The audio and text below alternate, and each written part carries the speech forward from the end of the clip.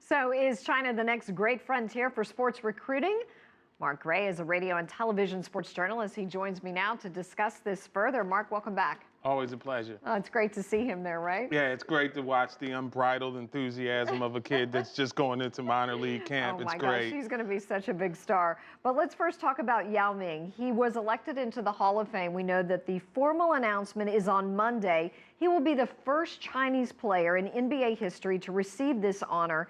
Tell us about the impact of this, Mark, on the NBA. Well, I think it's less about what he did on the basketball court, and I think it's more about his ambassadorship. Now, that's not taking anything away from his ability, but he just didn't do it for an extended period of time. And I think had his body not failed him, we may have been talking about one of the more prolific scorers in the history of the NBA. That being said, what he did in Shanghai speaks for itself.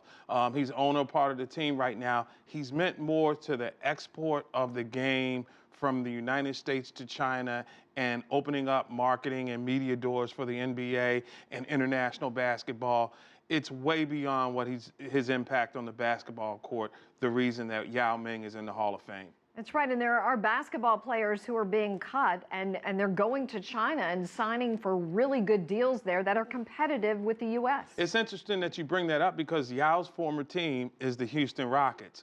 Two of their players from this year are on the Rockets team right now that's trying to make the playoffs. You know, you get a Michael Beasley to come in who struggled with the Miami Heat here in the NBA, but he goes to China, he's Player of the Year. They're pretty soon going to build a statue for him. He's been that good. So not only has what Yao did for Shanghai, the player, have an impact on the NBA because it allowed the world to see what this guy could bring to the best league in the world. What's happened with the new players going over there needing a chance to play and getting some seasoning and then coming back to the NBA, I mean, that's a door that can't be underscored how big it's going to be, not only now, but down the line for basketball in America, in the NBA in particular. Let's move on to baseball. It is the season. We just saw a nice little report there from down in Miami with the guy who's known as Itchy Shoe, Gui Yuan. He seems like a nice young man. His favorite food is Chipotle. That was such a cute anecdote. We know he hadn't been in America for too long. He is in Tampa, the great places. Let's talk about his impact. Well, first off, he's a prospect right now. I would say at 19 years old, he talks about he's one of the smaller players in the camp, so he's going to have to grow into his body. From a baseball standpoint, the Baltimore Orioles play in one of the smaller baseball parks, meaning that it's easier to hit home runs.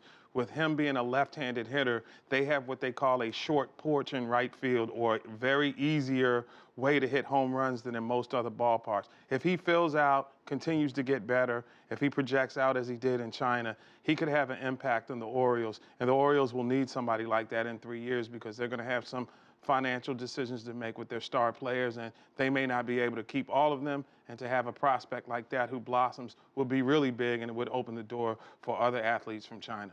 Is he going to be a big star? Are people going to come out to Camden Yards just to see Itchy Shoe? I don't want to put that burden on him, but I will say this. We've noticed that when you see Far Eastern baseball players come over, they bring an enormous fan base, not only from the people who are watching the games over there, but for the communities here in the United States.